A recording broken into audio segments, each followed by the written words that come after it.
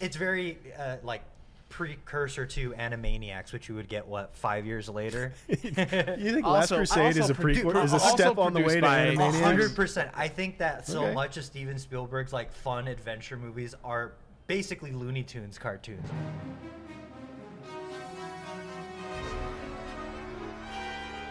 Hello, everybody, and welcome to the CineFix Top 100, the circus train speeding through Utah in 1912, on which we get to watch 100 of the greatest movies ever made, while we also learn to hate snakes. I'm Clint Gage, and joining me, as he has for 3 seasons now, he's a penitent man who shall pass, Michael Calabro. Cal, what's happening, dude? Hey, Clint, how's it going, bro? It's going. It's going. It's good to have you in person, by the way. I know, right? It feels nice. Yeah, you know, I gotta for the start of the new season. I gotta make an appearance back here. But also joining us before we let him sit here in between us for too long before we put him on camera. He's our new permanent co-host, a gentleman who I would argue chose wisely when he decided to be on the show. Nick Limon, welcome back, man. Thank you for having me in. Podcasters. Of course. I hate these guys. Thank you for sitting on that one until you got. You gotta give it to them, you know. Yeah, I do like to play as though people like I'm revealing the movie that we're talking about, but we already blew it. Sorry. I couldn't resist, man. It was too easy. I know. But anyway, hey, welcome to season 4 of the Top 100. And you have been on CineFix a couple of times in the past. I feel like you did a Like It, Love It way back when. Yeah. And then also you and I got to talk to professional wrestler Kenny Omega about Spirited Away. Yes, which we did. That was I completely forgot about that. Yeah, that was the watch from home theater back in the pandemic days, which was fun time. Yeah, it was weird. Not the pandemic. You remember that? You remember that moment in that episode where he got real sad? Very just like self-reflective and solemn. Yeah, he's just like, oh, I'm sitting on a train, wondering what am I doing to my body. Just, wow. Okay. Anyway, go watch that. It's still on CineFix somewhere, but. Listen, as far as updates go, there's the one about Nick being here, which we already covered. There's a little bit of business we got to do to start season 4. So the algorithm now includes lists from myself, you, Cal. Alex's list is still in there. Also, Dan's list is still in there for some reason. Then now we've also added Nick's top 100 list, as well as Tayo's. Tayo, our producer Tayo, got his top 100 list. And so now there are 6 different lists. To start season 4, there are 6 different lists going in to make the top 100. Dan's the algorithm has a lot to feed on. It has been busy, yeah. But some of the episodes that we've done in the first 3 seasons of the show, like they have new rankings, and I'm not going to go through all that now. We actually have a letterbox now. Where I'm sure there's a link in the description to our letterbox if you want to keep up with what movies we've covered and where they're ranked and all that fun stuff. So anyway, the calculus is a little different all around. We're going to have to figure out how to guess where these things are ranked too, because I feel like we had it cornered by the end of the 3rd season, but I have no idea now. So that'll be fun, but that'll be fun later. We'll deal with that later. Yeah. It's all good. But let me ask you this, Nick. You did your top 100. How did you find the exercise of making a top 100 list? Oh man, it was arduous because I basically found out I was going to be on the show, and then I was like, okay, I got some time to put together my list. Also, we need it by next week. I was like, oh no. But essentially, here is my The thing that made sense in my brain was to do a gut check, like first gut reaction to writing top 100 movies. I wrote my top 100 movies in no particular order. The way I see it is stream of consciousness. Okay. These are the movies that came to mind when I heard, when my soul felt top 100. And then I got that list. I did a little over 100 so I could cull later. And then I did it again. And my reasoning was, if I did it twice and one movie did not make the list both times, it didn't deserve to be on the list in the first place. Man. So then you remove those. And then after that, the 3rd time, I went in with a little more surgical or precision, like surgical precision. That's the word I'm going for. And then it's 2 words, I like presurgical. Presurgical. And I love a clumsy portmanteau. I adjusted everything according to like the top 25. Granted, I was a little bit looser from 25 to like 100. And then Calabro took a look at my list, made fun of one thing on the list, and then I reworked my entire list for a 4th time. Are you gonna elucidate on that? Am I allowed to? No, I don't think I think yeah. I think because it was a funny bit that I can't use now, so you might as well talk about the zombie-sized fly in the ointment there. The zombie in the room. Yeah. I had Zack Snyder's Dawn of the Dead at number 50, and granted, as I said, from 25 to Right. 100, I didn't really think about the placement at that point because who really cares about everything? from Listen, I'm gonna 25 be real to honest with you, Nick. 100? There's like 3 or 4 reasons why I don't want to hear the end of this story. So, so we can skip it. Fair enough. So we done grilling Nick on his list right now? I think so. I mean, just I wanna- don't want to get Can too. we just talk about cinema? I don't want to get too in the weeds of like This where is a certain podcast movies. where we spend dozens of hours ranking true. movies. Okay. I think we can afford to What's get a little what's bit. your follow up? 2 questions. Uh-huh. Do you how'd you rectify like overindulging on a director on your list and how did you go about like do you have like country quotas like Genre quotas. genre Like, I feel like what- all of us how that do you- have done one of these Yeah. have had some sort of internal rule where it's like, you know what, my list isn't funny enough. I'm gonna go add comedies and stuff like that. Yeah, that was definitely something I had to go Yeah. back and do is add comedies. Country rule feels a little weird, so I didn't do that. I did do, however, 3. I limited myself to 3 per director if I had a director with multiple works Got on it. it. Yeah. So I did have to pick and choose. And I'm not gonna lie, I did add some movies that I was like, that's just a fun, like, contrarian Yeah. thing to include there. Or this is my artsy fartsy inclusion and whatnot. Slight spoiler because we'll probably not get to the not 100. Mm-hmm. What's your most controversial? What do you feel is your most controversial top 100 outside of Dawn of the Dead? My most controversial Which is top still 100. on there. Yeah. Wait, I don't want to know. I don't know. Honestly, and this one's a little bit weird because now we are getting in the weeds. It's Evangelion 3.0 plus 1.0 Thrice Upon a Time, which is the final film in the Evangelion rebuilds. Sure. Granted, you need to have a 26 episode anime plus 2 movies that released in theaters plus 4 rebuild movies in order to work your way up to this moment. But it is a delightful look at continuity, fan ownership versus auteur ownership, and all the conversations that happen between that. We don't need to get into that one. Mingy. We'll, All right. we'll see how mad the algorithm gets at us, whether or not it makes us watch that or not. I can't wait to just watch that going into all of that blind. With no context. Yeah, with 0 context. Be like, I heard what you said. I did none of it, and I still watched this movie. All right. Are we done grilling? We can grill a little bit more. No, I'm good. You got any more? I got what I needed. No, I mean, we do have a little bit more business to cover at the beginning of season 4. Some of it we'll get into at the very end when we start talking about where this particular movie ranks. Mm-hmm. But the other important thing to note about season 4 is, like as you might know, we've had themes for our different seasons. We did Alone Against the World was our theme last season. Community was the season before that. This season, the theme that the algorithm is throwing at us is family. So these are movies. So welcome to the family. Thank Nick. you. Happy to be here. But these are going to be movies that are about family. Finding family, fighting with family. Discovering, reuniting. We'll see how some of the movies that get thrown at this. It's kind of a stretch, kind of a long walk to see how they fit the theme. So we'll see if there's any of those thrown out. But my God, that's enough business to start this episode. Let's get into the movie we're here to talk about. Like I said, I got a little more business, but we'll talk about that when we get into where the movie ranks and what we're going to do with this movie. But the movie we are here to talk about today, Indiana Jones and the Last Crusade.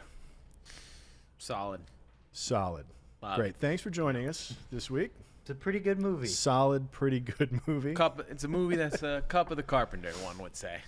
It is. It would not be made of gold or silver. It was made in 1989, directed by Steven Spielberg, of course, the 3rd film in the Indiana Jones franchise. And this time he brings his dad along for the ride, and Sean Connery's Henry Jones Sr., while they race against the Nazis to find the Holy Grail. Let's start with you, Nick. This is one of my favorite bits that we get to do every week. But, what's your relationship with this movie? Much like Indiana Jones, my discovery of the original 3 movies was one time in my childhood, my mom dropped me off at my grandma's, and my grandma had a pretty limited collection of VHS tapes.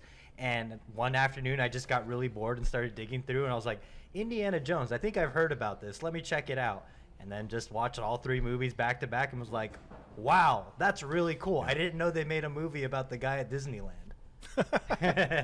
But I've adored the 3 movies for a long time. Yeah, and I do love that as an avenue to discover a movie, which I think is pretty common. There's like you see it in the theater and it blows you away and you never forget it or whatever. And then there's like you come to it as an adult because it's an older movie and it speaks to you for some other reason. But there's that really specific. I watched this at grandma's over and over and over again. Like it's all you had. Yeah, no, I mean it's like one of the 3 ways to fall in love with a movie, right? Like Cal, did your grandma like this movie? No, my grandma was not a fan of Indiana Jones, but I sure as hell was. Star Wars was yours, right? Didn't you watch that tape at the trilogy, right? Yeah. Like I could watch the original trilogy from start to finish, and that was like around my mom's shift of work. Yeah. Wow. So it's just like if I started A New Hope when I got there, by the time like credits rolled on Return of the Jedi, I would be getting picked up soon. I could go back home to where there was cable TV. But Indy and The Last Crusade in particular is the one I watch the most. So this, between the 3 of us, this one is like my favorite Indiana Jones. Yeah. I revisit this one most frequently. I do think it is the most fun. Yeah. This movie is like half. It's probably more than half a comedy. It's funny. It's like, very wacky, from start to finish. very zany. It's goofy, and you could tell everybody was having a good time making it too. But I would have been 7 or 8 seeing this in the theaters. But mostly it's all the VHS. I mean, Indiana Jones in general has just been around my entire life, right? I had it on VHS, I had it on DVD, I bought it on streaming, and I've just never not had the franchise more or less memorized. I just think that this movie is like a good time too, just because like, how many movies are about like a guy and his dad having a blast? Yeah, on an adventure. Yeah. Not many. Yeah. Usually it's like a dad with his kid. Yeah. But it's never like an adult with a dad. Yeah, like two adults, like fully formed adults, one of them just happening to be the son of the other. Yeah. Just punching Nazis, having a good time. I also think the world is just in dire short of like this type of adventure movie where there's artifacts to be found, there's globetrotting to be had, and there's just incredible chase scene after incredible chase scene. The world needs more of that. You know what there was? You know what I left this movie thinking, like with an incredible urge to do? Watch National Treasure? No. Oh. Tintin. Oh, yeah. Tintin is fun. Tintin, I feel like captures a lot of the vibe of this really, really well. Yeah. And that's also Lucas? Spielberg. No, it's and Spielberg. Spielberg. Okay. It's Spielberg and Edgar Wright. But isn't it Lucas Peter Jackson, or something? kinda. Peter Jackson, that's what it was. Yep. Yeah. Good time. Good adventure. Good globetrotting. Now you have to play Uncharted. Yeah, and that's a really. I remember watching. watching that one. Like I think I watched it on a plane or something. I was like, this movie's good. Like, why did I miss this movie? But yeah, no, fun globetrotting adventure all day long.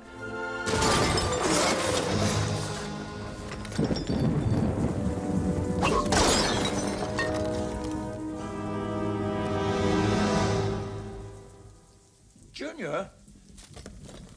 Yes, sir. It is you, Junior. The pedigree of this movie too, like a lot of like Spielberg and Harrison Ford in particular in the 80s, like this is Spielberg in the 80s. Raiders, E.T., Temple of Doom, Color Purple, Empire of the Sun, Last Crusade, and then Always. But like that's a good run. I think he hit higher peaks in the 90s, but more infrequently. Sure.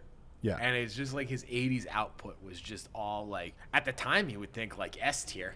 Yeah. And you wouldn't realize like, you wouldn't realize we're still waiting for Jurassic Park and Schindler's List and Schindler's List, Saving Private Ryan. Yeah, like you didn't realize that those were in waiting. Yeah. But like, holy shit! Well, I mean, and after the 70s too, because he'd already done Jaws at this point too, and Close Encounters, and so like to think that he's still on the way up in terms of like where's the peak of his.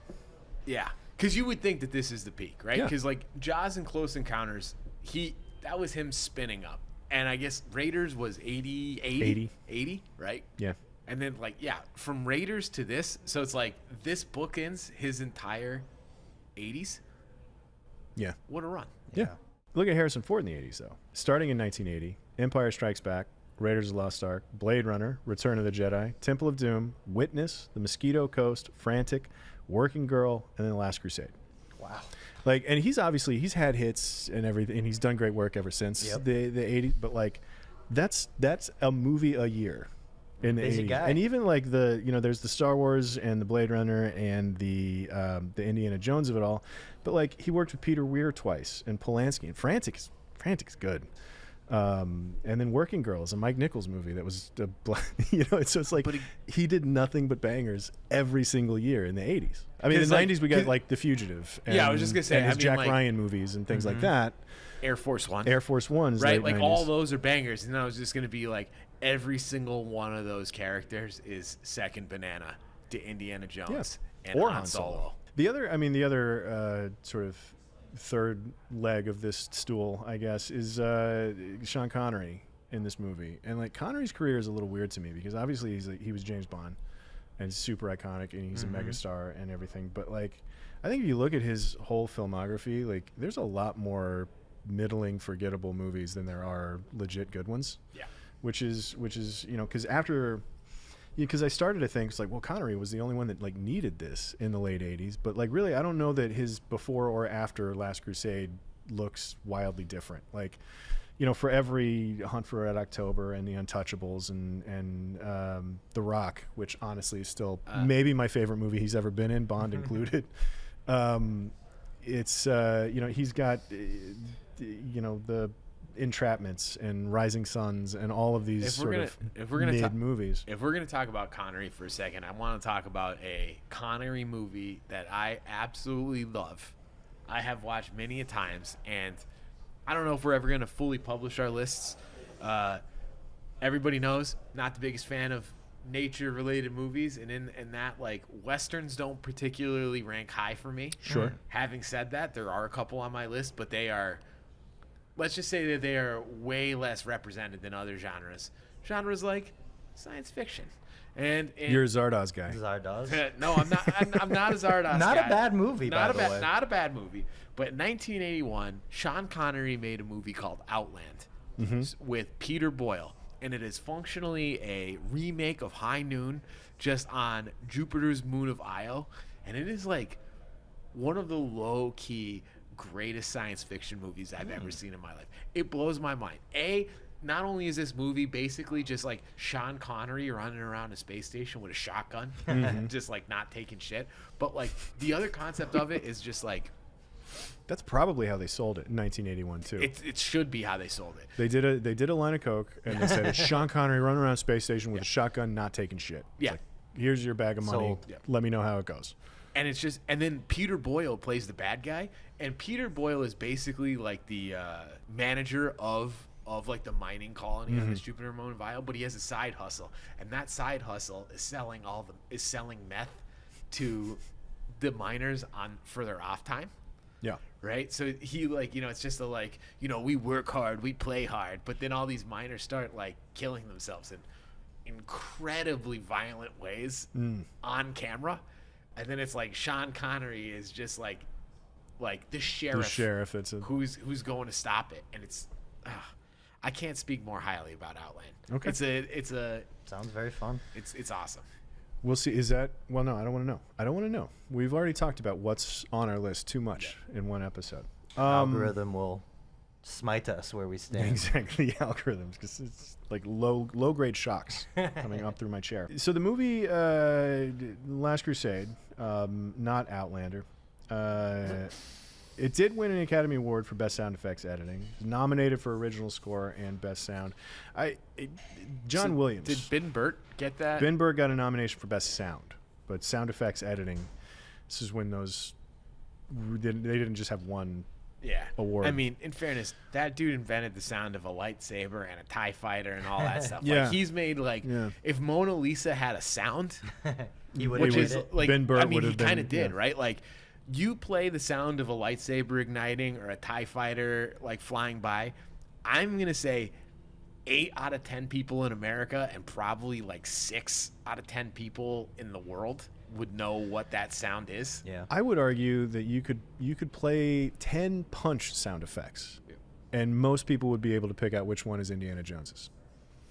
Like, it just sounds different than other punch sound effects. It hits different. It certainly does. But he only got a nomination. Well, those Nazis, they have weak jaws. Didn't get that's what the sound. That's the Yeah. difference. It's not the punch. It's the impact. It's the glass jaws of those Nazis. And the echo thereafter. I do want to talk, like, the only other bit of pedigree that I want to talk about with this is Douglas Slocum, the DP.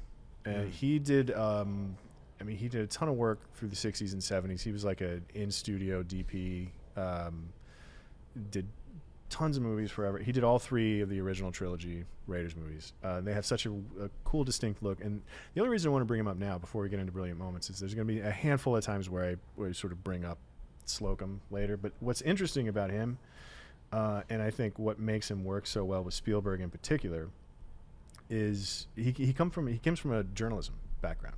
Like, he shot war footage in World War II.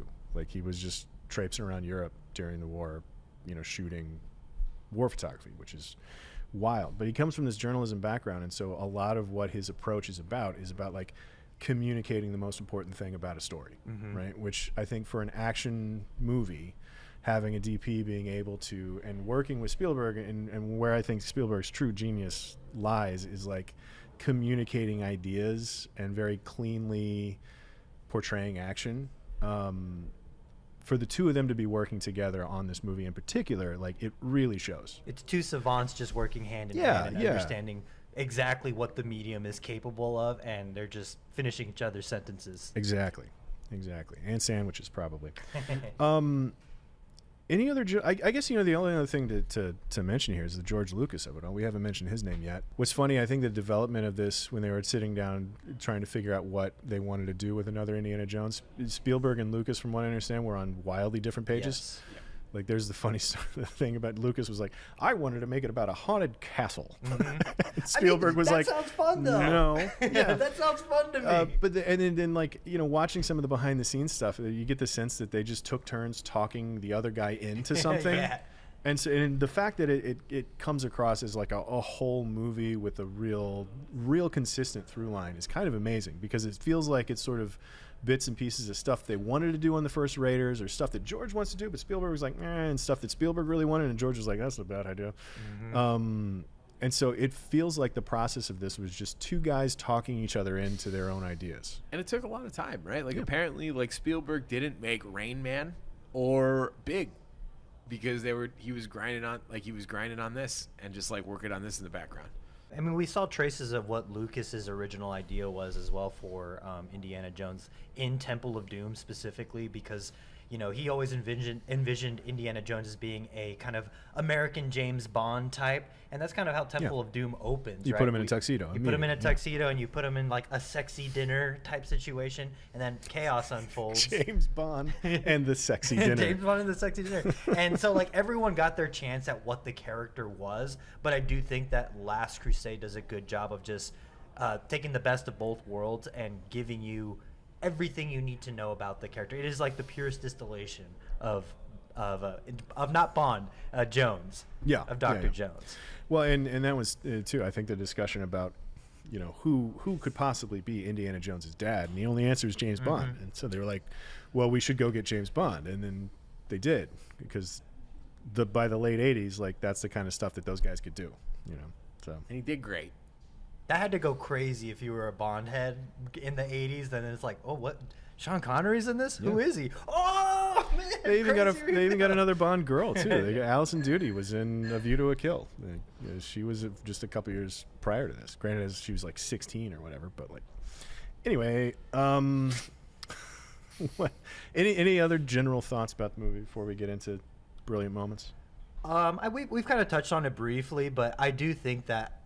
I think even more so than Han Solo, I think Indiana Jones is Harrison Ford. Like, that, to me, that is who Harrison Ford is, and I don't know. It just seems like he has so much more fun with Indiana Jones. I remember seeing an interview with him back. This is before Force Awakens or any of that stuff was even on the table. But it was an interview with him. It was like a lifetime achievement, something or other, and they were talking about. He was very clear about, like, this is a business. And he's like, I'll do whatever if the price is right and if it doesn't seem stupid or something like that. And they asked him, he's like, would you play Han Solo again? He's like, I don't know, maybe, if the price is right. And he's like, what about Indiana Jones? He goes, in a heartbeat. So, like, this, I think you're absolutely right. Like, this is him. He also had like a very clear vision for who the character was, because I saw a recent Reddit post that showcased the exposition scene from Raiders of the Lost Ark, where they're explaining what the setup for the movie is between the CIA agents or FBI, whatever organization, and Dr. Jones at the school. And Harrison Ford just has so many extensive notes about, Jones wouldn't say this. He crosses out this line, writes a better line, and just he's very clearly opted, like he's all in on Dr. Jones, which I love.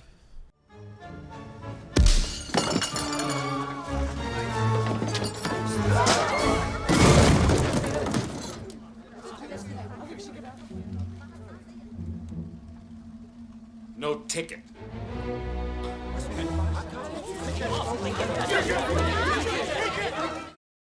Brilliant moments? Let's get into it. All right. What do we got to talk about the cold open first. Yeah, we were talking about that yesterday, that like the Indy reveal that's not Indy. It's so good. Yeah. It's so cool. So this is it opens and, we don't know what we're watching yet. It's just it's a scout troop. And then we come up on what we think is Indiana Jones. It's the jacket, it's the hat, the literal hat. And the head fake there is fascinating for two. Number one, like technically they pulled it off great. Yep. Like they're able to do it. Like, and then even the kid doesn't call him Indy until after we reveal that it's not Harrison Ford that's down in this hole. But like the other thing is like, and thinking about this in terms of the 80s, like how iconic Indiana Jones already was, that they could play with our expectations like this in a way that like reads very clearly.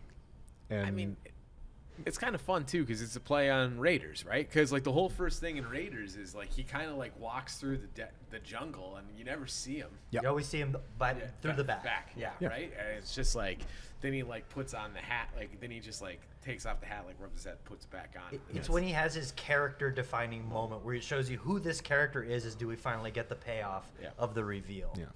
They also play with the snakes.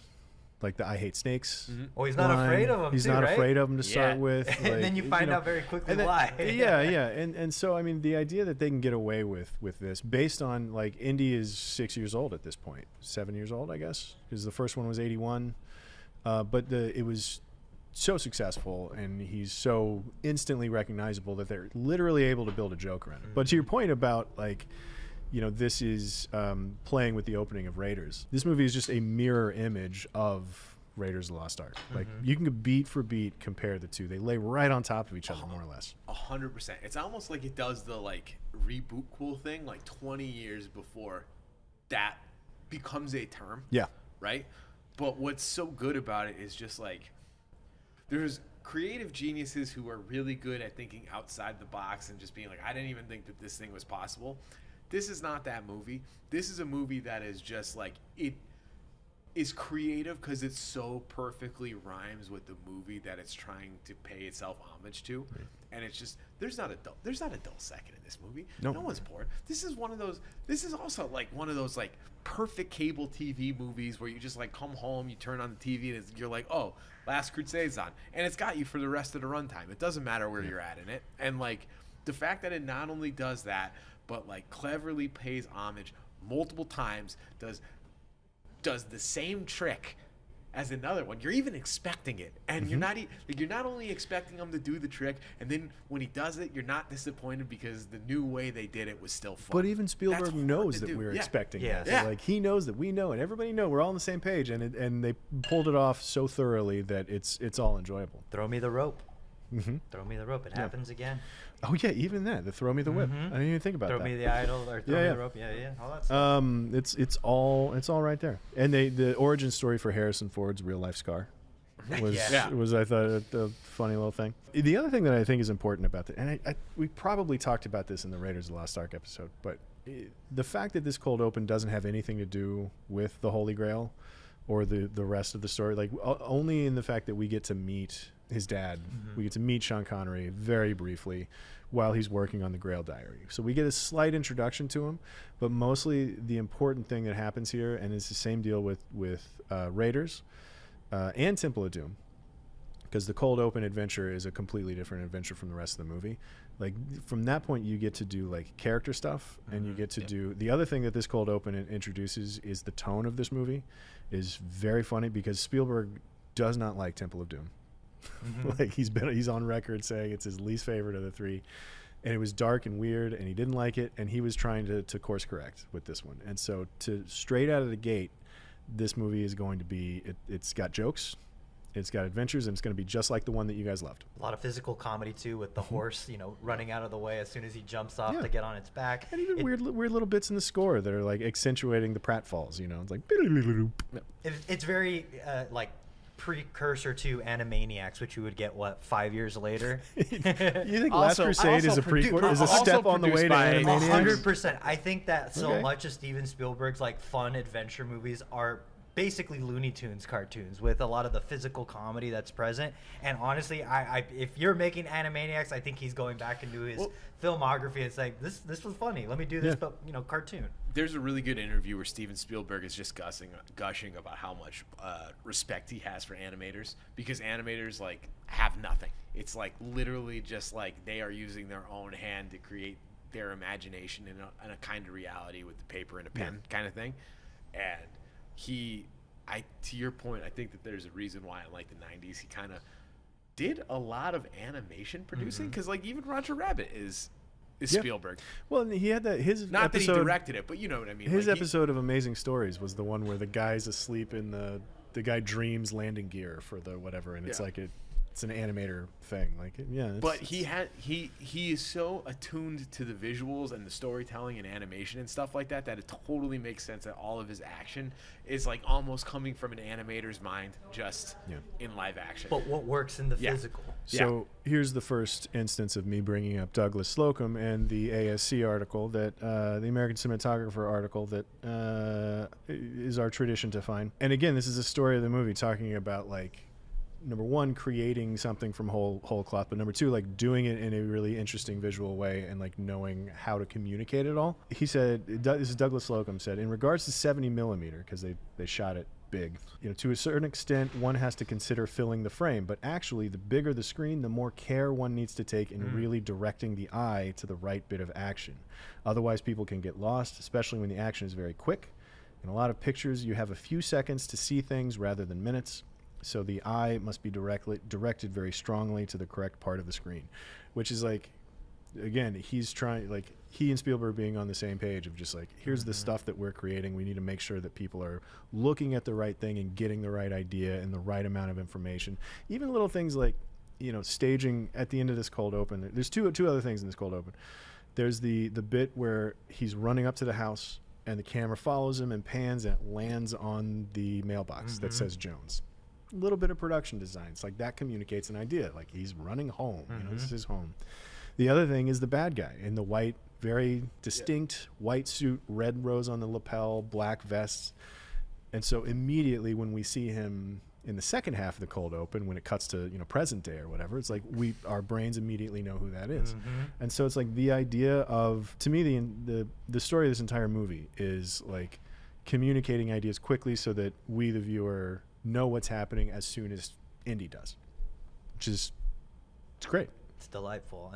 And like we talked about it a little bit, but the match cut might be one of my favorite personal match cuts of all time, just because I think it's so emotional, because it's so important to Indy as a kid and as an adult, and hearing the slogan, you lost today, but doesn't mean you have to like it. Doesn't mean you have to like it. Cut to him finally getting his chance at comeuppance. His not liking it pays off, years later, and it's just so emotional and so just badass. Yeah. I wonder if he ever kept in touch with that guy. I mean, he seemed to have kind of rubbed off on him. I mean, he stole the dude's whole look. Yeah. Steal his look, 1936. Yeah. Cut to 20 years later, and he runs into him. He's like, "Oh, hi." That kind of stood out to me, though. This, I've seen this movie a number of times, but this is the first time I've really sat and thought about the cold open a lot more than I had in the past. And I think this opening really obviously sets like a really cool just action set piece for the cold open. But the big thing is it's understanding the dynamic that Indy has between his father figures in his life. Exactly. You have both sides of Indiana Jones here that in the cold open. We have Indy the professor by way of his father, and we have Indiana Jones the adventurer by way of the adventurer. And just getting that touch of interaction where he's like, I'm not going to deal with your thing right now. Count to 10 in Greek.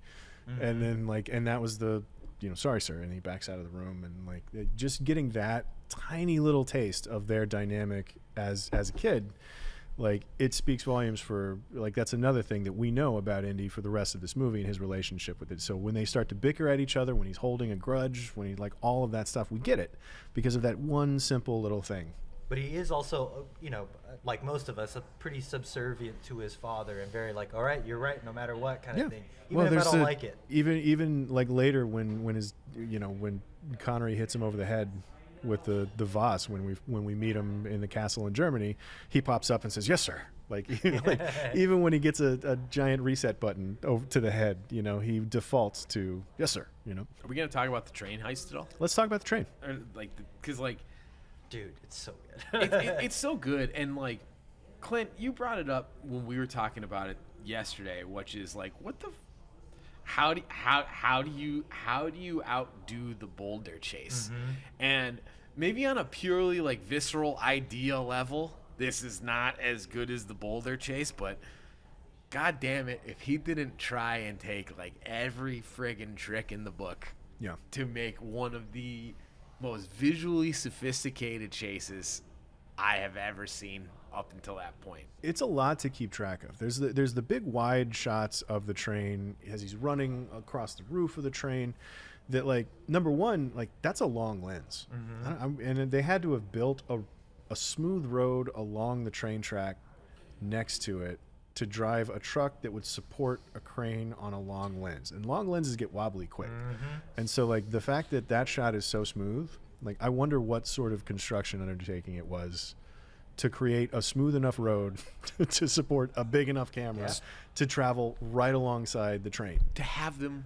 transfer 4 cars. Yeah. He runs across, like, I'm counting. And it's intercut, and it looks like it's intercut. Not. It might be one continuous shot that they cut away from a couple of times. They don't actually intercut. Like, I'm looking at this right here. Like, it is 1, 2, 3. Watch along with us now. But even after, like, he goes into the reptile house, and when they come out of the reptile house, it looks like it's a continuous take. That is 4 cars. That is 4 cars at a train moving. Yeah, right. Right. And like, even when he comes out of the reptile house, it looks moving. like it's the same shot. 100%. Yeah. And it's just like they are far enough away, right? There's like the blurred out, like, I don't know, environment, let's call it, in the foreground. So to your point, like, they're definitely using a long lens. That train has to be going like not 0 miles an hour. Right. Yeah. It is a non-zero number for sure. Right. And it's just like all of that is choreographed. These guys, like these stunt guys, are just running across this train. There's a camera car following that thing at speed because it's a really amazing effect that you kind of get a slow pan on a not static environment. Yeah. But again, it's one of those things. It doesn't look like anything. It doesn't look out of the ordinary or unnatural in any way at all. Like, what they had to do to make that look comfortable and, like, kind of not a big deal. Yeah. Honestly, like, when you start to pull on the thread, it's like, wait a minute. It doesn't call attention to itself, but it's just impressive on just another level. Yeah. Because, like I said, it's not a fucking boulder roll, like a boulder rolling down and chasing you through a tunnel. Visceral, like, that's just a cool idea, but, like, the technical expertise to pull off this chase, it's just like it's incredible. It's next level good. Yeah. It's also a fantastic character moment, just script wise, because he is literally running through a circus train, and each one is telling you something you need to know or already know about Indy. The movie opens with him not worried about snakes. Yeah. And then we very quickly learn the traumatic snake event. Right. and how he falls for the whip and how he gets the scar, and all of it happens within 2 train cars of each other. Which is, and just the comment to himself, like the magic cart before he walks in, it's like, oh, he doesn't believe in magic. Yeah. But I love that they injected fun. that little bit of, like, spirituality or the mysticism of it, really, really goes a long way, because there's always a touch of that in Indiana Jones, more than a touch, honestly.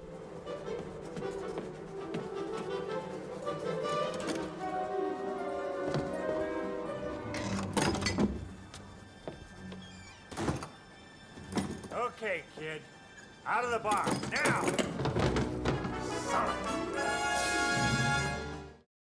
The other scene that I want to talk about, which is a quiet scene, it's a weirdly consequential scene in the movie. It's when the first time that we meet Donovan. So we see him at the we see him at the college again. We get to meet Denham Elliott. We get to meet Marcus Brody again. We get to see him, which I think is so funny. The little bit he's like, how long I've been looking. They're both so like enamored with this cross that they got, and he's like, I'll buy the champagne, And in the back of my mind, I'm thinking like, had to murder like 6 dudes to get this. Well, that's why I don't know if they had. I don't know if they had families. More than 6 dudes. The Yeah, whole boat I exploded. exploded a boat off the coast of Portugal, but I got it. He's like, haha, great, I'll buy the champagne, which is really funny. Then Donovan's goons come by and pick him up, and then we get to meet Donovan in the penthouse of nondescript city. There's no telling what that matte painting is outside the window. I don't know. Maybe it's Manhattan, maybe it's Boston, who knows. But point is, this is one of those quiet scenes that really matters. Like narratively, this is Donovan having to convince Indy to take up for his dad, right? His dad's been disappeared. He doesn't reveal that until the end of the scene. In the script, this is just 2 guys talking, right? And then, obviously you can do things where like this, this prop is over here on this side of the room, this other prop is on that side of the room. He pours champagne, whatever. There's business around there, but ultimately it's just 2 dudes talking, right?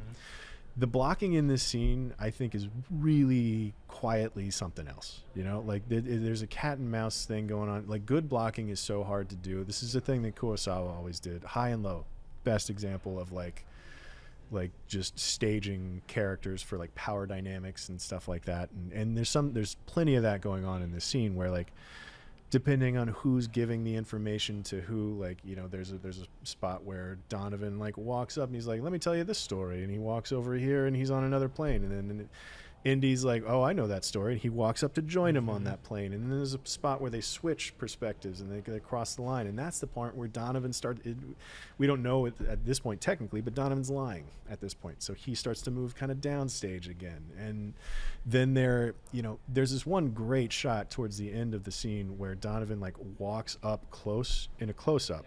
Like he walks into a close-up that is like his whole face. Like it is a tight close-up, and we have no choice but to go along with what he's saying. Like he's leaning on us at that point. Like he's really imposing what he wants Indy to do. And then he walks into that close-up, but then the camera pulls back over Indy's shoulder, and we see him shaking his head because he's not sold, and then he's getting out of it. And then the scene ends with Indy walking around, and it's his hat in the foreground and Donovan really in the background. And like I've always been fascinated by the shot of him picking up the hat. The scene ends on hat in the foreground, Donovan small in the background. It's for some reason, even as a kid, that shot stuck in my brain. Like I thought it was kind of half a mistake at one point, but like what's great about it is that it's Indy. Like it's been Dr. Jones talking to him the whole time. It's been Professor Jones talking the whole time, but he picks up the hat and he's like, your dad's the one that's gone missing. And it's like that's when Indy is springing into action. And so it's like, for a scene that on paper is literally 2 guys talking, like to be that intricately choreographed, and there's not many repeat shots. Like I think it's built on very specific shots that are all doing very specific things. Narratively, the function of this scene is really important. It's the one that gets Indy on board and gets him moving for the rest of the movie, and he's being manipulated, which again we don't know until 30 minutes later or whatever. But like it's a fascinating scene to watch from a blocking perspective, because like there's no shot reverse shot, just like let them talk for a few minutes. Like everything is moving in a very specific way, which I think is really cool. And it's maybe like, in terms of scenes that should be remembered from this movie, this is not on the list really at all. But like it's one of those things that like this is what makes a movie great. I completely agree with you on that front, but I don't know if it's not a scene that is not one that's to be remembered, because I think it is a very clear echo of the exposition we get in Raiders of the Lost Ark, where they're basically talking about the dynamics of the Ark, the history of it, but instead of Jones being the complete authority on the matter, I think, as you said, it is a delightful game of cat and mouse between the two, where they are struggling to get a foot in the door, and ultimately it's the I don't know, this dude evokes a bad vibe throughout the entire scene, so you can tell that there's some underlying peril present throughout the entire scene for me, and I think that is what is conveyed in this scene more so than the exposition dump, which is trying to sell Indy as an authority on history. We already know he is. Now it's just a matter of authority versus, power. Right. Like, did we talk enough about that scene? I think so. Yeah. I also didn't realize that Julian Glover, Bond villain. Yeah. He was in, what was it, For Your Eyes Only? Yep. Yeah. That's it. Had an incredible goatee in that one. But he also blew up the shield generator in Empire Strikes Back. Oh, wow. Interesting. Yeah. All right, what scene we want to talk about next? We can just keep marching through this movie chronologically, because after this they get to Venice, which there's the library. We can jump to the library in Venice if we want to. Yeah. The library scene is always so funny to me just because of the... Like, what do you mean you didn't notice the giant X on the floor? Yeah. or just the logic. It's like they look at the window, 3, 5, Yeah. 7, and it's just like there's a 3, there's a 5. That said, though, I do really love it because it is, it's been a long time since we've gotten an actual like puzzle from Indiana Jones. That wasn't really present in Temple of Doom. So just seeing him combining his adventuring atmosphere with his historical mind is just really fun, and it's the clever payoff that we enjoy from stuff like National Treasure. The movies that are very silly, but we enjoy connecting the dots and watching the character connect the dots. I do think too this is the point in the movie where we turn it over to the mystery, like the puzzles to solve and all of that stuff, and the fact that they're in Venice 10 minutes, and it's like, oh, here's the tomb, is it's telling of a couple of things, right? Like number one, I think that the movie is so unconcerned with the mystery. I think at this point the most important thing with this movie is the momentum. Like, this is a movie that just, like you said it earlier, Cal, no matter when you start watching this movie, like wherever you come into it in the runtime, like you're hooked for the rest of it, because all of this, part of the reason I think all of this stuff is so simple. And then also the diary is such a good MacGuffin, because any question you have is like, oh wait, your dad knew, and then they look it up, and then we're off to the next thing. And so there's no need to take a breath, because we're on our way. Like, the momentum of this movie from this point on is incredible. And in fact, that's another thing Slocum said about it. He was talking about it in terms of the production schedule. He's like, the only thing that you can do is just try to keep up with this movie. His quote was, the point is that before you can analyze one situation, you're off into another. And so, like, it just keeps going. The clues are not important. The puzzle doesn't necessarily matter. How quickly they solve it, like, if you got a problem with that, you're watching the wrong movie, man. Yeah. Also, like, I do feel like a lesser movie would play up the comedy and take it a little too far with the scene between the librarian and Jones. You have the perfect him syncing up the pounding of the marble with the stamping of the books. And I think, a different movie would have him confront the librarian, confront Jones. Like, that's not important. Yeah. You already have the joke up front. Let's just get back into the adventure. Yeah. And I really appreciate. I don't know. That moment is hammy as shit. It's so fun, but though. It is. I think my difference would be, I think a lesser movie would not have done that joke as well. Yeah. Fair. Because this is, I think the level of comedy in this, like, it's absurd.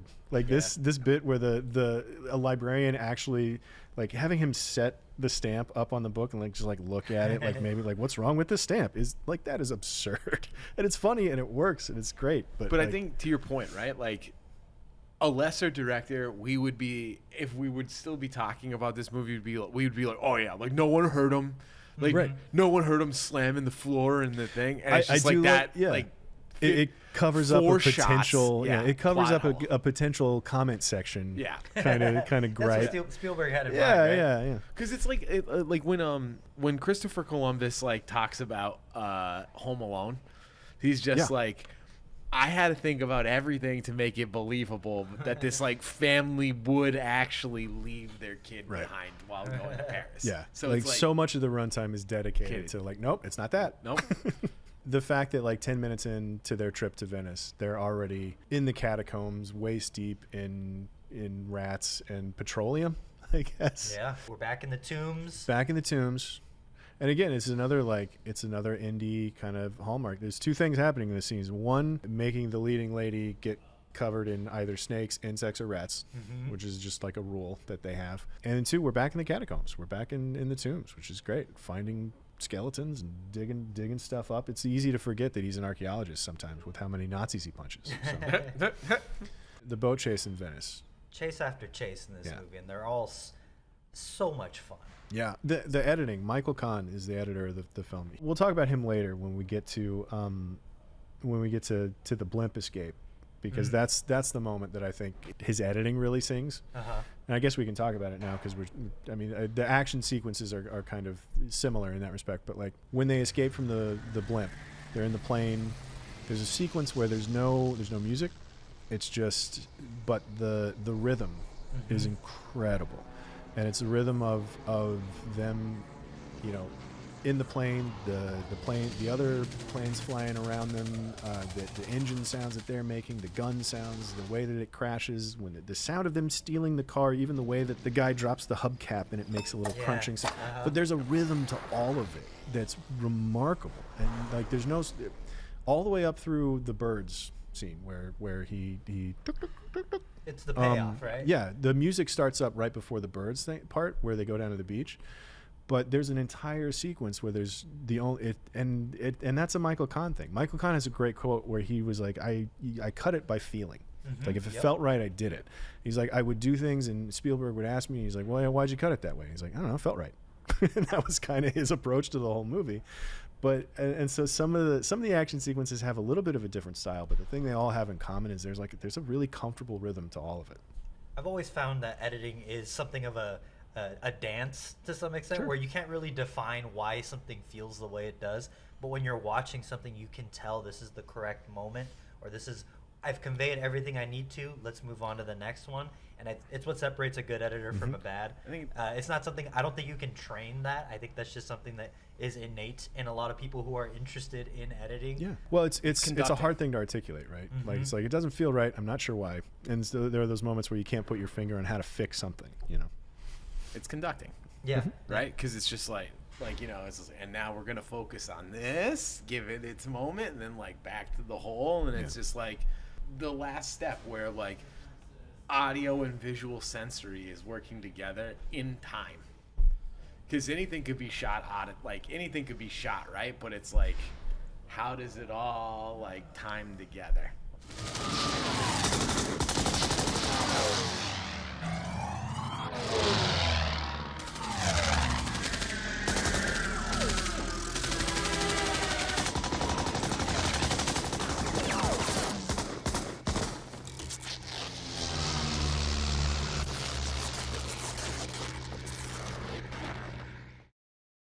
Do we need to talk more about the boat chase? I mean, just that it's cool. It is very cool. I love the setup and payoff of the boats are closing in on each other. You know exactly what's at stake immediately. I said don't go between them. Go between them, are you crazy? Will Indy make it through? The great joke of, I told you not to go in there. That's not what I heard you say. Yeah. And, are they going to make it? Are they going to make it? They make it through, and then the payoff of seeing the dudes explode. Yeah. Always fun.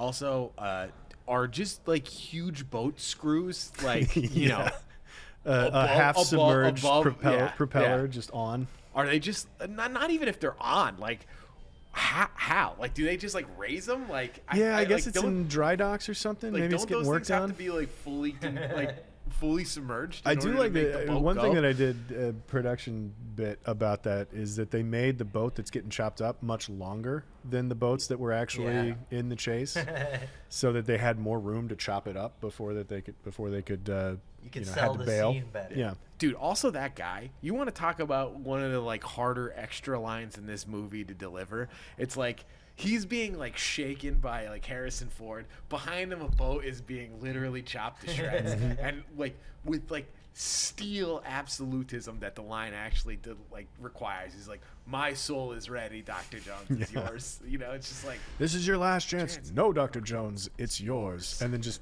nothing. Yeah. No, that's a good. That guy he made the most at his screen time in this movie. 100%. Also, when Kazim, I think is his name. I don't know, but he lost his shirt. And but he's just like, when he's like, they let him off on the dock, he just like fixes. He's wearing the tie but has no collar, but like the cuffs are still on the shirt. Yeah. Awesome. Don't know what happened to his shirt. It's a good look though. That he like pulls suit with no shirt and then like a very skinny kind of silk tie. Dude, we'll have like Chalamet will be putting that on a red carpet. He probably has already. One of those guys. What, a fez? A fez, yeah. I think it's also a good like script moment too. Like, Indiana Jones is not the person who will execute someone at interrogations length, right? It's just, Well, he gets where the other guy's coming from, and you know, even if he's not gonna execute a guy because he has no problem killing dudes. yeah. Killed a whole boat full of them to get that of cross. a certain political party. Yeah. This guy sends us off to the castle where they're holding his dad. Austria and Germany. Yes. Which is another thing that this movie really kind of quietly does is it very capably sends you from one spot to the next. Like there's an A to B to C to this movie that is clean and efficient. I love the driving montage set against the map, moving forward. It's just, This is going to be the only thing that I say ill about this movie today. But this Scottish thing on his way into the castle, it is the most pointless scene in this movie, potentially of any movie. Like this scene drives me nuts. There's nothing about Indiana Jones in any of the other movies that would say he would do something like this. Yeah. You Feels know, out of like character. it's out of character as hell. And then number two, like let's say it worked. Like what was the plan? Like when he's like, go tell them we're here to view the tapestries. It's like, what is he going to bring a bunch of Nazis to him? Like, so they're like, oh, hey. Or if they were going to scamper off while that guy went and looked for the Nazis, then they would know somebody's loose in the castle, which they already do anyway because they found their knocked out butler. Like the fact that they go through this whole scene, if you're a Scottish lord, then I'm Mickey Mouse. And he just decks him anyway. Like it doesn't work. It was dumb if it would have worked. The only reason I kind of like it is because you can tell how much fun they were having making this movie.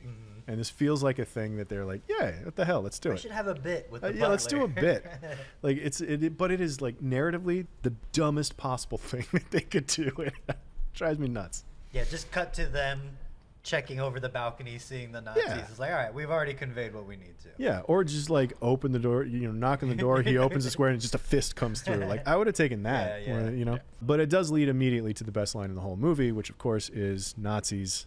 I hate these guys, which is so good. The most in character thing, immediately following the most out of character thing. The other thing aesthetically that I want to talk about this sequence is when he does find his dad.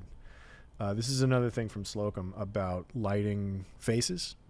He mentioned that they did a lot more close-ups in this movie than they did in either of the other Jones movies. And he says, as far as lighting goes, I never try to be kind to Harrison. I think he has a wonderful head with such expressive features that I like to play them for all they're worth.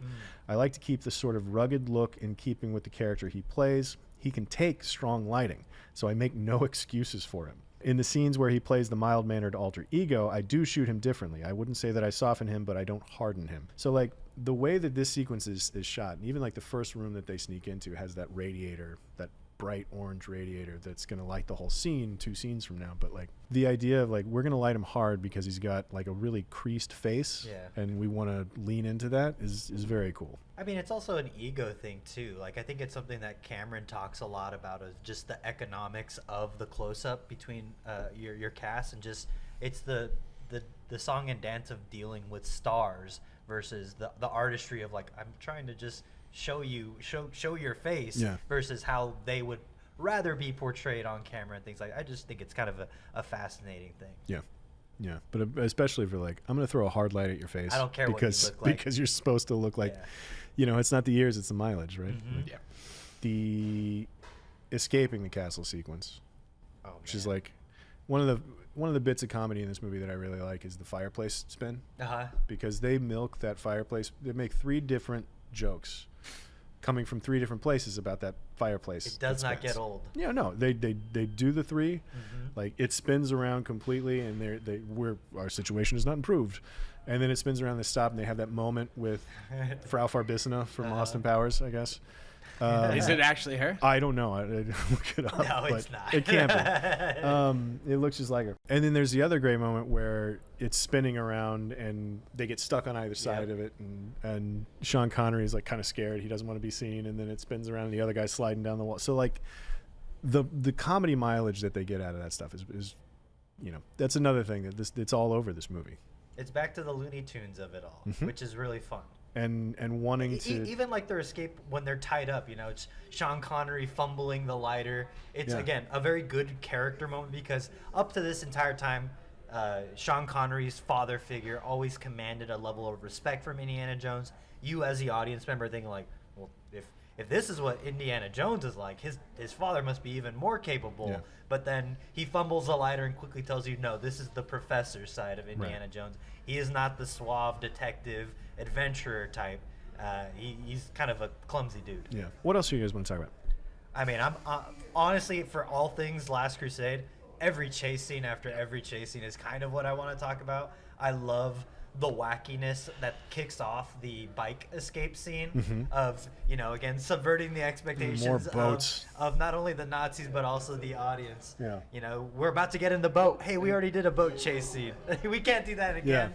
Yeah. And just, it's so clever. It's so fun. And then the blocking itself of the bike escape, setting up the stakes of the squad of bikers. One takes the path on the high road, so that's going to pay off a little bit later.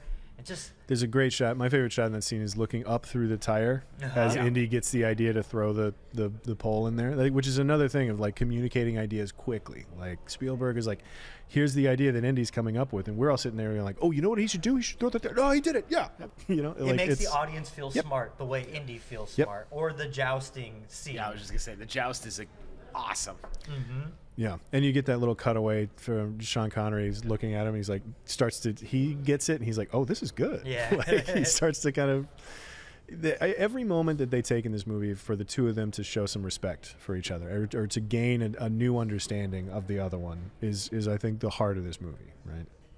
Yeah, it's coming to term. It's dealing with your daddy issues basically, but by way of the Holy Grail. Yeah. You talked about it during the train chase scene, but just to make something that we've seen chase scenes before in a movie. The setups in this are nuts, and Spielberg manages to make it just look so effortless and just like, oh yeah, that's just what you do as a filmmaker. Is you make a good chase scene and then you call it a day and wrap, and that's it. Move on to the next one. Yeah. And this is just so clear. You understand everything that's happening. You again. I feel like I always lean towards this, but there's like the legibility of the action scene where where everyone is in relation to each other, and you're just waiting for them all to collide. Yeah. To your point, it doesn't get any more like obvious of how they're trying to communicate. It's like they're at the crossroads. Yeah. Are we gonna go to Venice or Berlin? Yeah.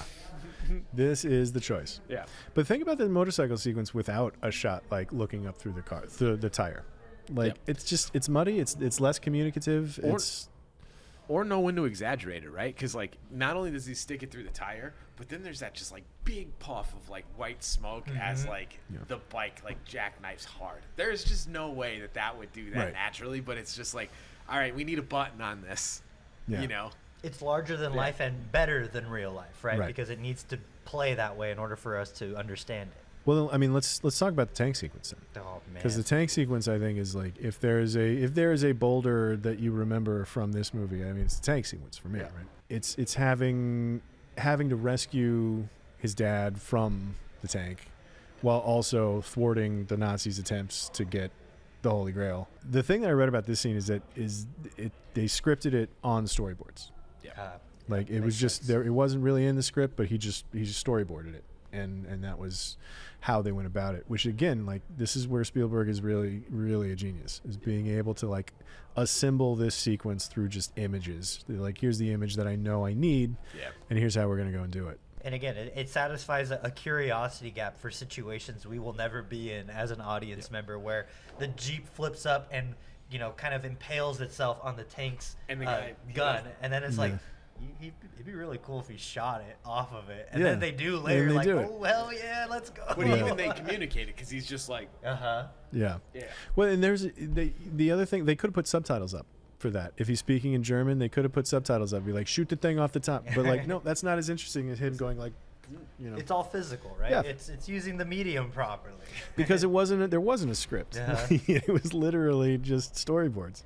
And again, it's the first time we have a chase scene too, where there is a further dynamic of the interior that is being chased, and then the exterior of Indy trying to get back on the tank, and how they kind of are on this crossroads, meeting towards each other, and finally it'll pay off, and that's where something big's gonna happen. Well, and there's such an obvious cause and effect relationship with everything. It's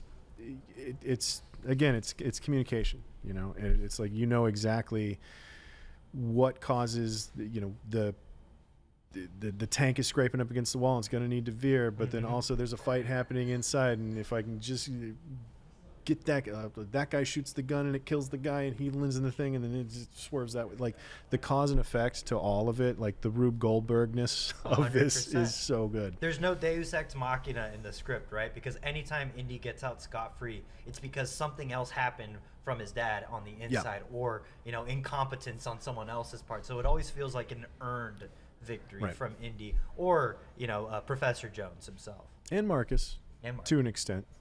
The pen. And also Pen is just mightier than the sword. this scene also reminds me quite a bit of the Raiders of the Lost Ark plane sequence where Indy's The battling plane Nazi leading group. into the convoy. And there is some level of obviously we're in a dangerous situation, but there's an immediate danger of the belt on the tank and how they're using that as a means of trying to hurt one another. So again, you don't feel it obviously, but you can almost feel it as an audience member, like, oh, I don't want to put my face on that. Yeah, well, and there's a setup there too, because we see one of the Nazis get run over by it at some point. So when Sean Connery, I have a hard time. Who am I talking? When Dad Senior rolls onto the belt and he starts to roll away, you know exactly what's going to happen because we've already seen it once. It's little things like that are like, it's those things that seem obvious, but it's like, no, you got to do that. And it's using your set piece in a fun and creative way, in ways people don't normally see. Every set piece in this movie is used to the fullest extent. Like there's no wasted moments of, they use the hell out of everything. Yeah. And going back to the rhyming yet again, we have our dangerous environment chase scene, that battle scene that happens, but also our silly, clever Indiana Jones moment where, the guy in Raiders of the Lost Ark comes out swinging the sword. Jones just shoots him and moves on with the set piece. And this one, it's killing 3 Nazis with 1 bullet. It's and so then looking at fun. it again. Yeah. No, it's 1-to-1. It really is. Like the idea that this whole thing started with, like, I want to make up for Temple of Doom. Yeah. So it's it's a remake in some ways, which is wild. The tail end of it is just, again, something that is initially played as something super serious, is played for laughs. Always feeling like this is a not serious adventure. He's talking about the head fake with them thinking that Indy fell down with the tank. Junior fell down with the tank and is dead, and just Junior playing into it all. I was like, what are you guys looking at, kind of thing. It's just like, whoa, that's very crazy. cute, bud, and it tells you this is what this movie is. Yeah. Well, it never loses that feel. Like there's jokes all the time. Like there's not a moment where it gets too serious to insert some levity, Because that's not really what Indiana Jones is about. No. All right. So the temple sequence. Good Well, trials. Yeah. And these are things that we've heard of already. They're the conversation that they had on the blimp sort of prepped us for all the 3 tasks or whatever that they're gonna have to do. But this is they go through this pretty quick. Like, and for again, the pace of this movie, the momentum that this movie needs to carry or is intent on carrying, like, even it doesn't take long for them to just like, nope, here you go. Like, I'm going to shoot your dad. You're going to go do this. It's like, all right, you're right. I'm going to go do this.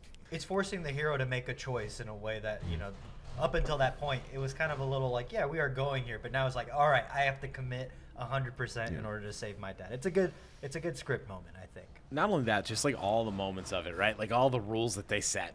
Because if you really think about it, this movie doesn't really need to exist. You couldn't take the Grail past the seal, right? So like, how would they have an army of like immortal soldiers? Yeah. Unless they could. Unless he has to filter them through. I guess they could like fire brigade the water out. It's like, yeah.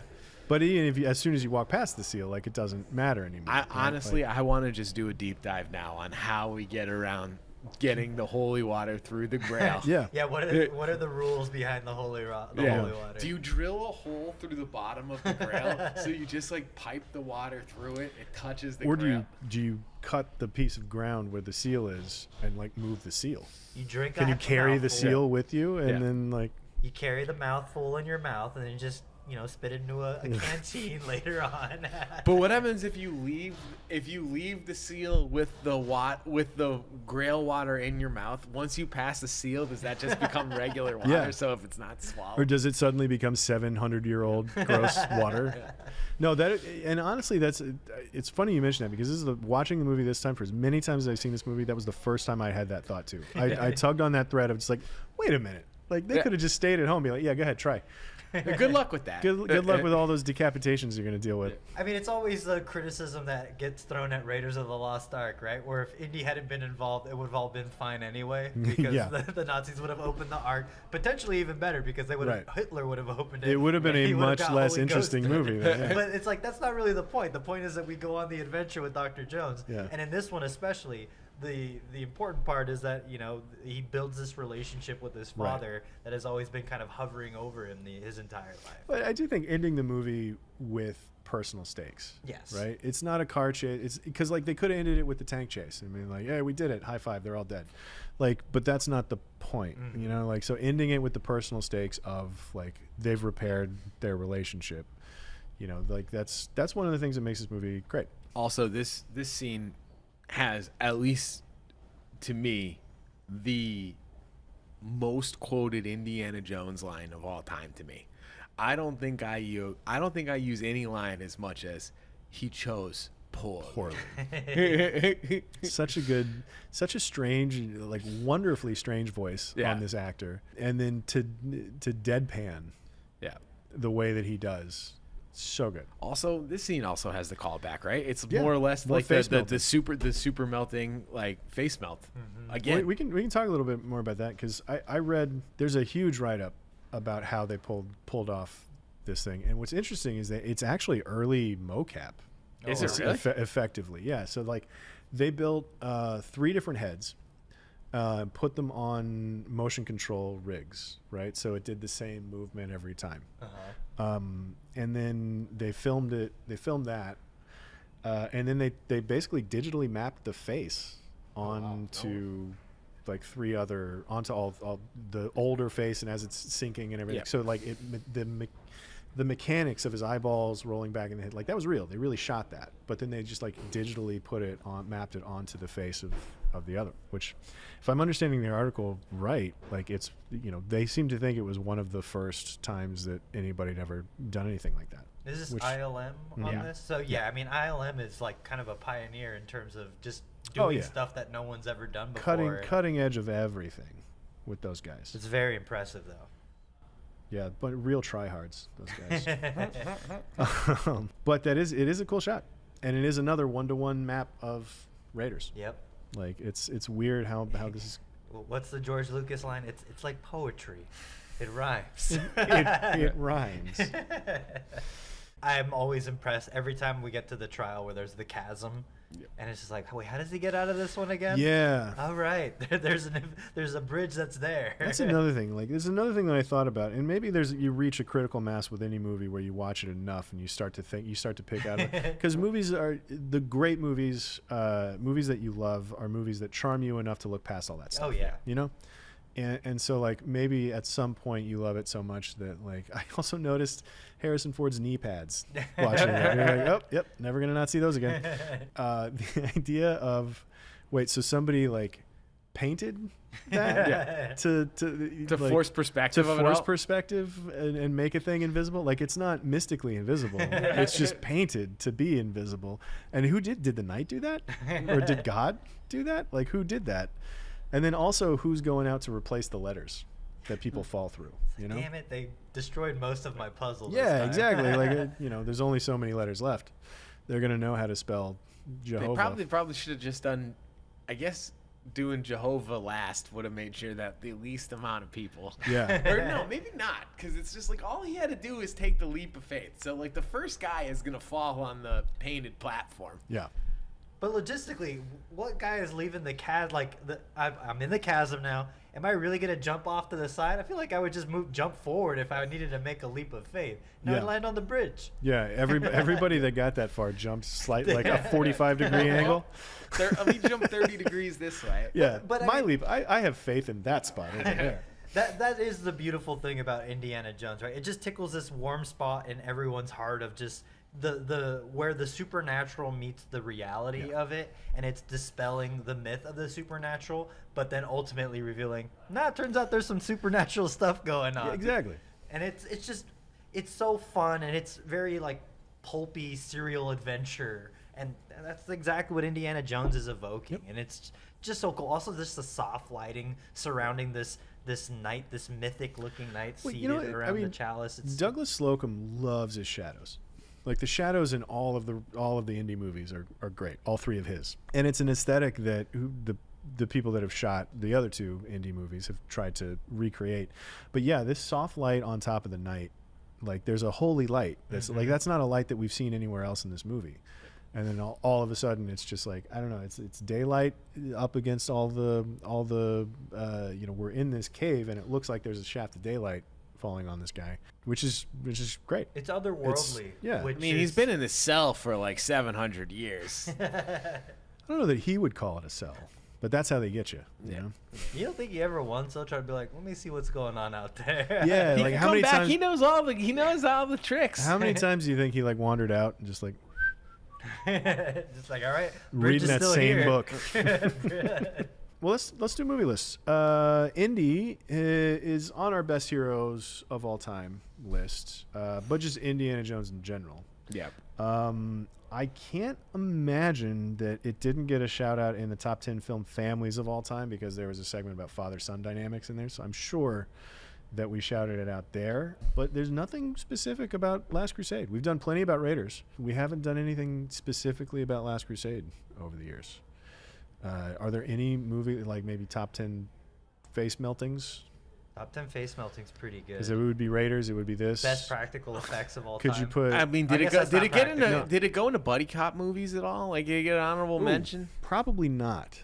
It might have though. I don't remember. Because I mean, they're buddies. I mean, by blood. Well, it's blood it's that, buddies. It's what's the other? Well, never mind. There's another way you could probably say that they bonded. They bonded with Most a bond. unusual bonding moments. Yeah. We can't. There is something funny about that. The fact that they both slept with Elsa is funny in that it took when George Lucas, when they told him that's what they wanted to do, he was just like, I don't know. That's where he draws apparently the line. yeah the behind the scenes thing, and granted this might have been, this is like a frat house after they shot this thing, because apparently everybody just had a blast shooting this movie. But the word is Connery had to convince George Lucas. Come on. on. No, it's funny. Trust me, it's funny.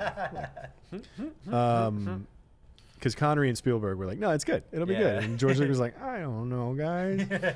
George Lucas sounds like Kermit the Frog in my head every time I think of him. Pretty close.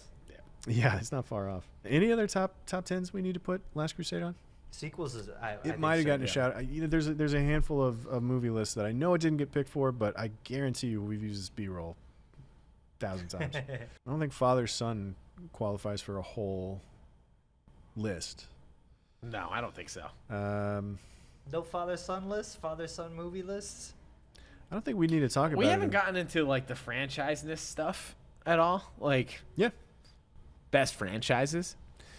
We could talk about. There are probably enough franchises now. Oh, is there probably enough now? Probably we now. finally got to. barely. We finally got to enough where there's enough franchises now that we can. Don't. It's not that we just need 10. We need like 65. Give Disney a couple of years. Yeah, we'll get there. You guys want to torf?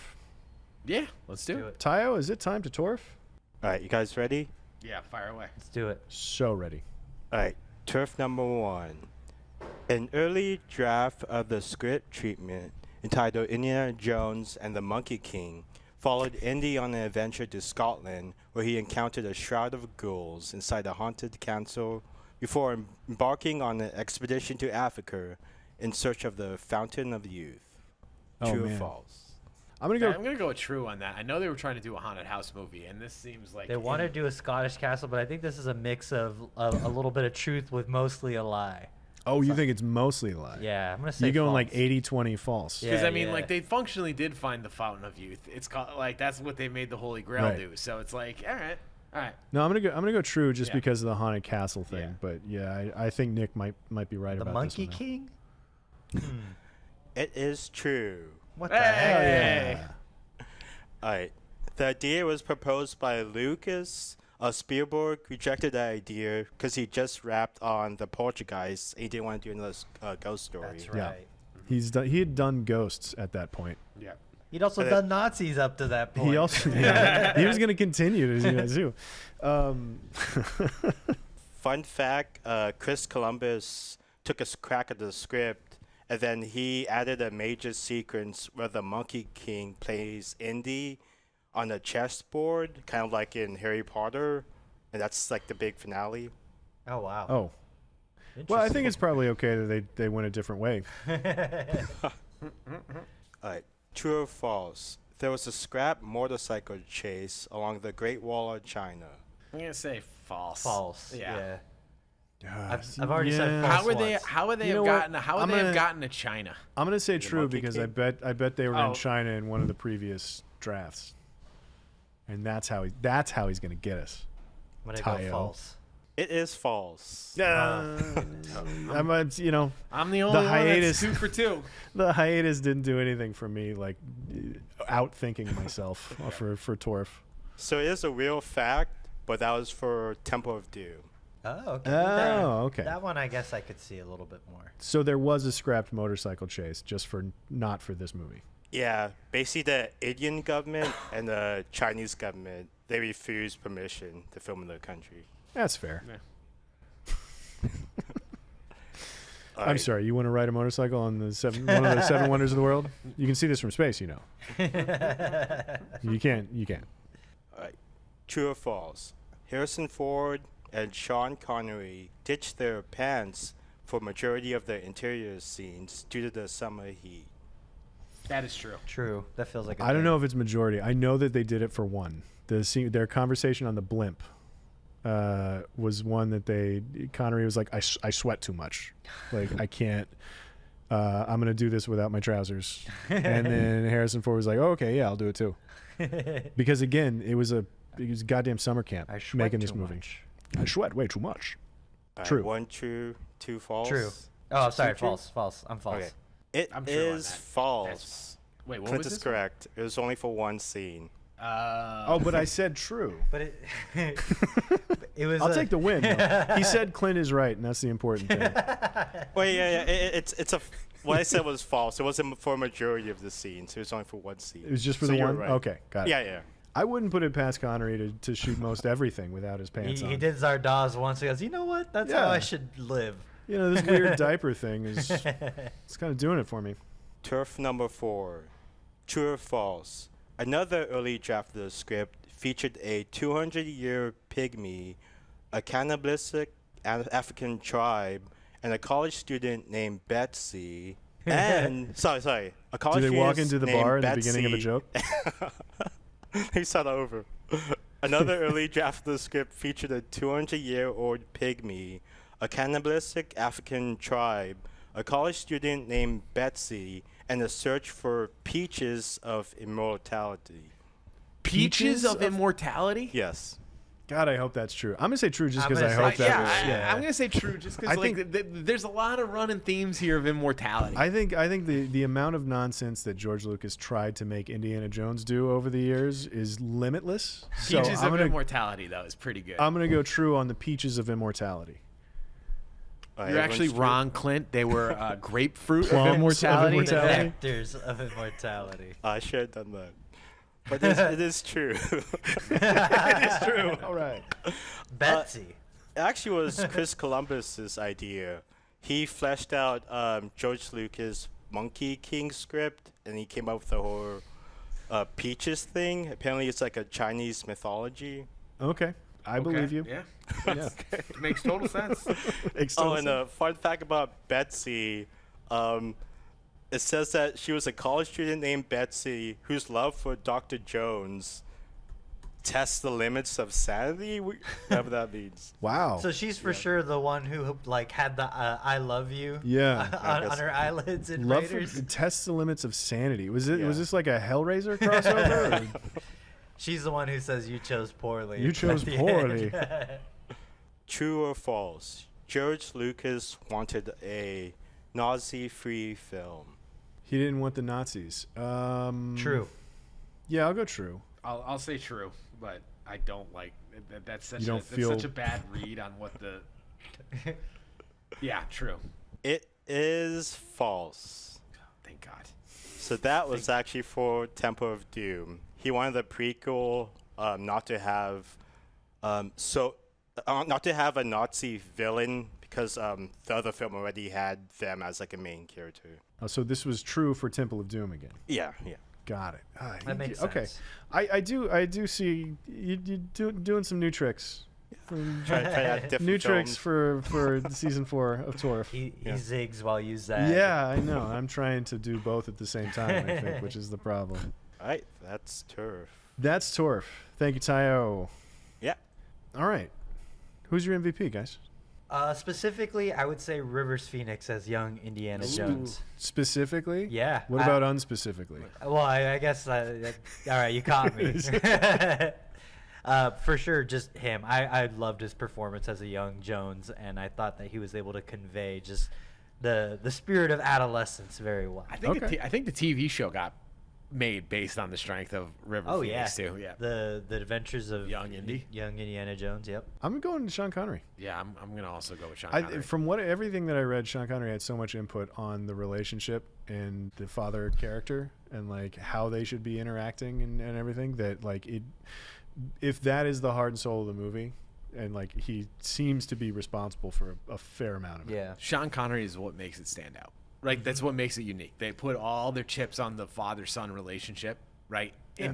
Indy's going to be compelling no matter what. He's the literal titular character, and but his father doesn't necessarily need to be compelling, and he was. Yeah. And it's great, both like from the cultural perspective of like, of course, James Bond is Indiana Jones's dad. Yeah. To the Sean Connery owned it. Like he's great, and he's a goofball in it too. He's not the guy that like is like No, the suave is the last yeah. thing that He's you would cunning use because like to- when he does like the Yeah. like the Mad bird mass murder. Yeah, like the umbrella to kill all when he those kills all those seagulls. when all those seagulls dedicated their lives to taking down one Nazi. Yeah. Right? Like he how many seagulls does it take to kill a Nazi? Lots. Yeah. I didn't count. They were doves, by the way. Yeah, whatever. No, there's another little torf is apparently you can't train a seagull to do shit. So they had to have they had a bunch of fake seagulls sitting on the ground. Do you think- And then they like all Do you the think they the- got the John long Woo's limbs. dove guy? Yeah. We Yeah, know- well, that's we how know the he dove became guy. John Woo's dove guy. No, Connery. If Connery isn't just owning this, and like, yeah, I love that he's a goofball, but he's also very capable. He's clearly smart, but he's got all these weird idiosyncrasies that are, it's great. Being able to boss around Indiana Jones. Yeah. That was a tall order to begin with, and if Yes, he was sir. anything less than deserving of it, it wouldn't have worked. So welcome to the show. You're wrong about MVP. Yeah. Cal, we got time for one more segment before we get into the ranking. Yep. We do this because I just have an amazing fascination with Nicolas Cage. And if Nicolas Cage could play any role in Indiana Jones in The Last Crusade, who would it be? Now, there's an obvious argument to be made that Nicolas Cage could have, in fact, played Indiana Jones because basically he became like the Indiana Jones of America. Right. The But- national treasure. Yeah, the National Treasures, which are basically Indiana Jones clones. Let's be real. He in no way, and let me be absolutely clear here. I don't know. I heard you say he should be Indiana Jones. That Nicolas Cage could ever replace what Harrison Ford did for Indiana Jones, because that is like But no, there's no but. Oh, okay. He wouldn't even be like. You're not even gonna joke about it. I just need to acknowledge the Benjamin Franklin Gates Indiana Jones connection. Sure. But I am not. He's not even in the running. That is not my. He's not my guy. He's not who I think he should play. Where you putting him? I think an old Nicolas Cage would have been a great Donovan. yeah, today's Yeah, Nick Cage. Yeah, today's Nick Cage would have been an excellent. That's who I Donovan. had too. I think he would have been good, especially when his face melts. Yeah. I think that he would have been great as the dude who is getting interrogated with the propeller. Yep, I was just gonna say one of the Italians with the fezzes. Dude, he could deliver that line, I think, real well. And also Nick Cage in a fez. Yeah, is iconic. I can see it in my I'd be here mind's for it. Yeah. Okay. Yeah, you're right. I think he's got the right read on this. Yeah, okay. Listen, I'm not going to argue with either of you. Yeah. Now I'm just picturing Nicolas Cage saying, "My soul is prepared." As yours. All right, so let's talk about where this movie ranks. So again, we've got more lists in the algorithm this time around. We got 6 lists. Where did you have this on your list? You clearly had it on your list somewhere. I have it on my list, and I have it high. This is my chosen Indiana Jones movie. Let me. But did he choose poorly? Or I chose wisely. You think? you guys chose poorly. Don't. You don't know where I had it. That's fair. I don't know where you had it. While you're looking for where you had it, I'll tell you where I had it. All right. I had it at number 20. Number 20. Oh wow. Yeah. That's very high up. That is extremely high up. I had Raiders at number 2. Okay. I enjoy myself some Indiana Jones. Yeah. All right. Last Crusade is number 14. Number 14. Damn. I know Alex didn't have it on her list. What? Really? Yeah. Tayo, did you have it on yours? I have Temple of Doom. He has Temple of Doom. That's come on, man. Okay, well Dan had it on his. You don't get to participate in the rest of this conversation. Did you have it on your list? I did not have it on my list. No, it didn't have. I do not have Raiders, so I have no Indy representation. You have no Indy- Indiana Jones representation? No. I mean, Damn. Donna. It's no Don. Zack Snyder. I mean, it's clearly no. That's a joke. Is it though? Is it though? We'll find out. And then Dan has it at 13. I'm told. It's one better movie for him than it is for me. Okay, so congratulations, you're in the Dan neighborhood. The Dan box. You are too. You're within 7 movies. Yeah, of but I'm his. not within 1, so you have to wear it. Dan had it at 13. You had it at 14. I had it at 20, and it is absent from Alex, Tayo, and Nick's list, and that puts us. Wow. Number 14. So it's Congratulations, Wow. Cal. That's very You've high done up. it. You nailed it. You got it in 1. So now here's where the mechanic comes into play. This being the season of family, we have to do what everybody does with their family, which is we have to pick a favorite. So you're gonna make us Sophie's choice for the any Indiana movie Jones. for any franchise. Well, let's be clear. We're Sophie's choicing it because that's what Nazis make you do. Damn Nazis. Hate these guys. So for any franchise that has multiple entries on our list, like Last Crusade and Raiders, we can only have one. So what'll happen is we got to give one of them the boot, and whatever movie is ranked Dan got an 101, armband back there and is forcing us to pick one. whatever movie's ranked 101 will now be the new 100 after this one gets booted. Okay. That's what I'm told is going to happen. So now we have to decide. The 3 of us, as a family, the 3 of us, we have to decide which one we're giving the boot to. All right. I'm going to go first, obviously. Because I've been very vocal of where it stands on my list. This is at your number Indy. 14. This is my number 14. This is my everybody's Indy. number 14 if we're not careful. Yeah. I'm going to make this argument. We've talked this whole time about how this is a 1-to-1 like mirror image poetic retelling of Raiders of the Lost Ark, specifically designed by Spielberg to let's get back to what makes Indy good, like we did with Raiders. I'd like to give it to Raiders. I think as much as I love this movie, I put it number 20. Like, this is difficult for me. But as much as any sequel doesn't exist without the movie that came before it, obviously, that's the nature of a sequel. You're killing the wrong child here. I think this is the one that has to die. The new guy? I think I have to agree with Clint here. I think Last Crusade needs to get Making the boot. enemies fast. I think really, it unfortunately, I think to me it distills down to with Karen Allen in Raiders of the Lost Ark. I think Marhyan Ravenwood is just a wonderful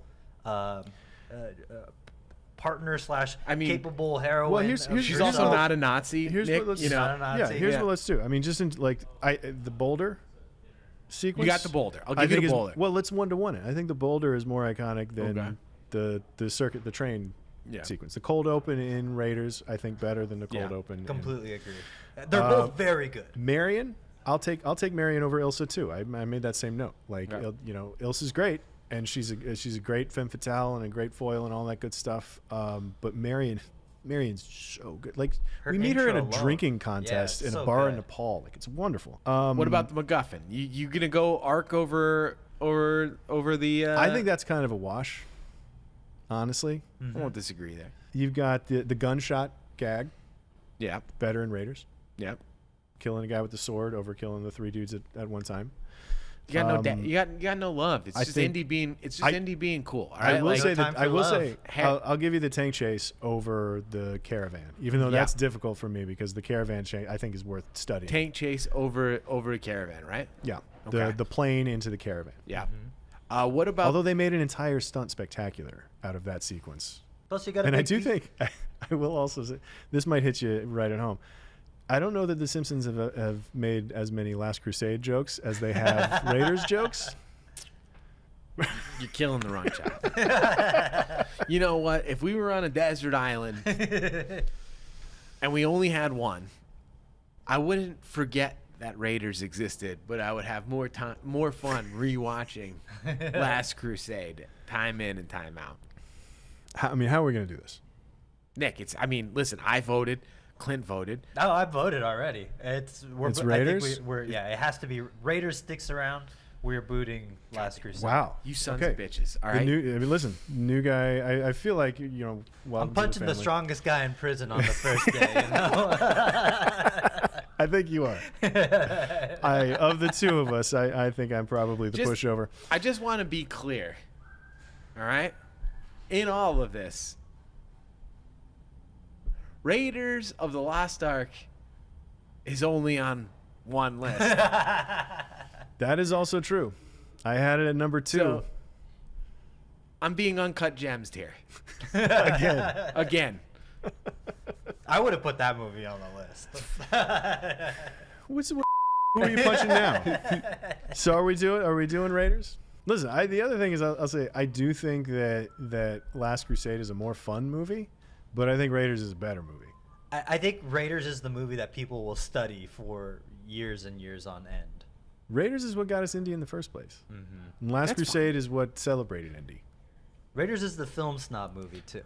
Well, honestly, that's kind of a vote against it. Yeah. There's an artistry to Raiders. And there's not Last Crusade. Oh, whoa. Hang on. No, we just spent an hour But and you a know half what? Soderbergh talking didn't about. make a cool silent version of Last Crusade that's set to like Pink Floyd. He did that for Raiders of the Lost Ark. Oh, did he? Yeah. Okay. I was like, I think you're thinking of Heaven's Gate.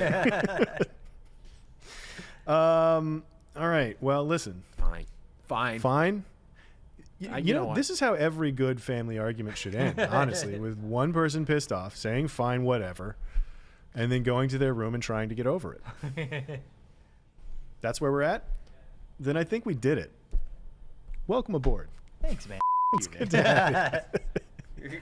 We fell right into that dynamic faster than I thought, honestly. But that is going to do it for us this week. Thank you for joining the family, Nick. Glad to have you aboard.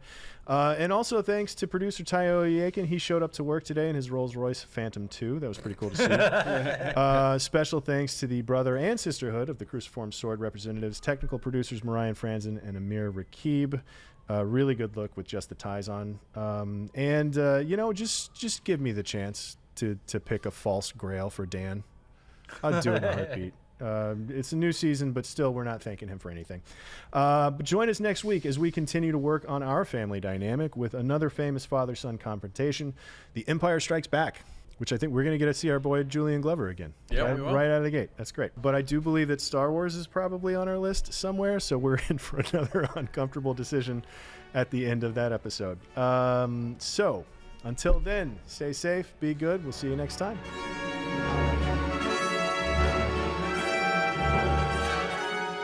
Hello, everybody. Thanks for watching Indiana Jones and the Last Crusade. Super happy to be back for Season 4 of CineFix Top 100. Before we go, quick announcement. IGN Live is officially returning to LA this year. The event will take place on June 7th and 8th and will feature tons of playable games on PCs, consoles, and handhelds. They're going to have celebrity panels, interviews, trailer reveals, giveaways, so much more. It was a lot of fun last year, shaping up to be just as much fun this year as well. Tickets are on sale right now, so head over to ign.com/live. Scoop them up now for early bird pricing. And in the meantime, thanks for subscribing to CineFix, and join us next week on the Top 100 for Star Wars Episode 5, The Empire Strikes Back.